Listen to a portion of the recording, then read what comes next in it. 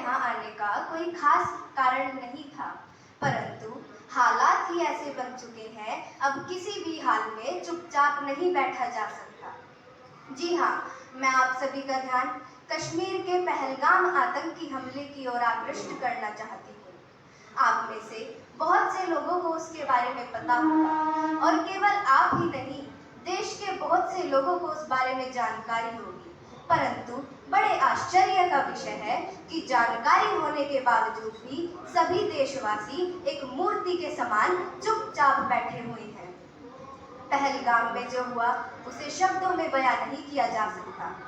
देश के दुश्मनों ने न केवल निहत्थे पर्यटकों और नागरिकों पर हमला किया है, अपितु उन्होंने देश की आत्मा पर हमला करने का दुस्साहस किया है।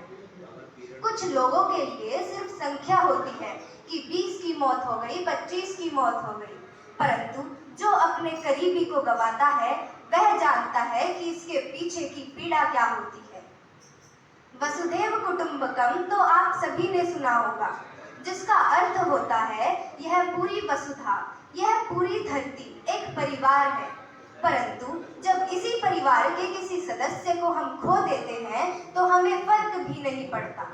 क्या यह सभी बातें सिर्फ कहने भर की रह गई हैं, या हमारे दिल पत्थर में परिवर्तित हो चुके हैं कि अपने परिवार के सदस्य को खोने के बाद भी हम मूर्ख की भांति चुपचाप सभी से अनजान बनकर बैठे रहते हैं। यदि इसी समय इस हमले के खिलाफ आवाज न उठाई गई तो भविष्य में इस प्रकार के हमले एक मामूली सी बात बनकर रह जाएंगे और देश का पतन होते समय नहीं लगेगा।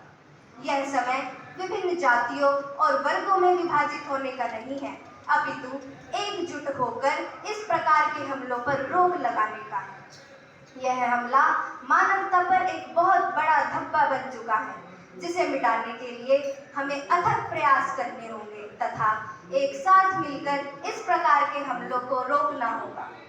अंत में इस हमले में हमसे दूर हुए देशवासियों को भावपूर्ण श्रद्धांजलि देते हुए कुछ पंक्तियों के साथ अपनी वाणी को विराम देना चाहूंगी। कैसा संवेदनहीन हुआ है वर्तमान को देखो तो, क्या कारण है इन घटनाओं का आंख खोल कर देखो तो।